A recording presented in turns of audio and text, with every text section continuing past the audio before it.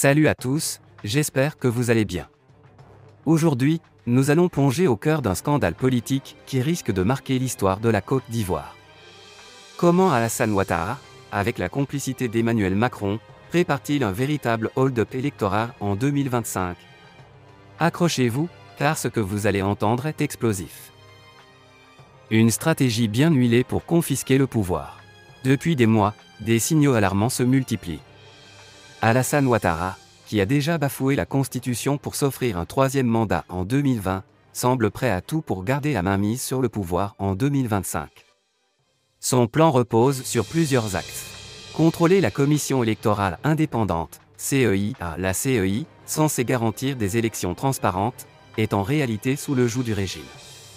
La nomination d'hommes liges du RHDP permet à Ouattara de peser directement sur l'organisation du scrutin.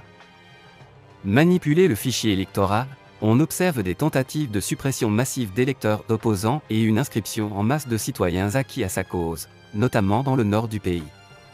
Cela passe par des décisions administratives arbitraires, l'usage de faux documents d'identité et des stratégies sophistiquées de fraude.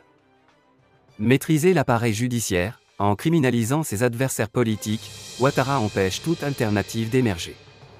Laurent Gbagbo, Guillaume Soro et d'autres figures de l'opposition sont systématiquement écartés par des procédures judiciaires biaisées.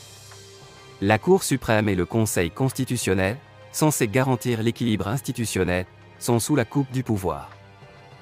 Contrôle total des médias et de l'opinion publique, la mainmise sur la RTI et d'autres organes de presse permet de manipuler l'opinion publique et de diaboliser l'opposition.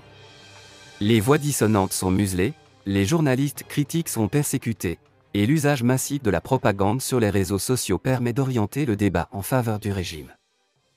Usage des forces de sécurité pour réprimer toute contestation, la police et l'armée sont devenus des outils de répression au service du régime. Manifestations interdites, arrestations arbitraires, intimidation des opposants, tout est mis en place pour neutraliser toute contestation populaire avant même le déroulement du scrutin. La main invisible de Paris. Pourquoi Emmanuel Macron soutient-il ce plan machiavélique? Tout simplement parce que la Côte d'Ivoire est un enjeu stratégique majeur pour la France. La présence militaire française à Abidjan, les intérêts économiques colossaux des entreprises hexagonales et la peur de voir une figure panafricaine récusant la France-Afrique prendre le pouvoir poussent Macron à fermer les yeux sur les dérives du régime. En coulisses, Paris joue un rôle actif dans le maintien de Ouattara au pouvoir. Cela passe par le soutien logistique et technologique, des conseils stratégiques pour manipuler l'opinion publique et l'assurance d'une impunité internationale. L'Élysée appuie également la surveillance étendue des opposants ivoiriens en Europe, les empêchant de structurer une résistance efficace.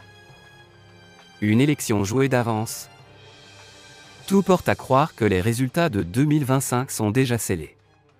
La fraude électorale massive, la répression et l'implication de puissances étrangères rendent difficile l'émergence d'un véritable scrutin démocratique. Les signaux venant de l'opposition sont clairs, ils ne comptent pas se laisser faire, mais le rapport de force est inégal. Vers une résistance populaire? Face à cette situation, la résistance s'organise. La société civile, la diaspora et certains acteurs politiques sont déterminés à empêcher une nouvelle mascarade électorale. Mais la question est de savoir si le peuple ivoirien sera prêt à descendre dans la rue pour défendre sa souveraineté.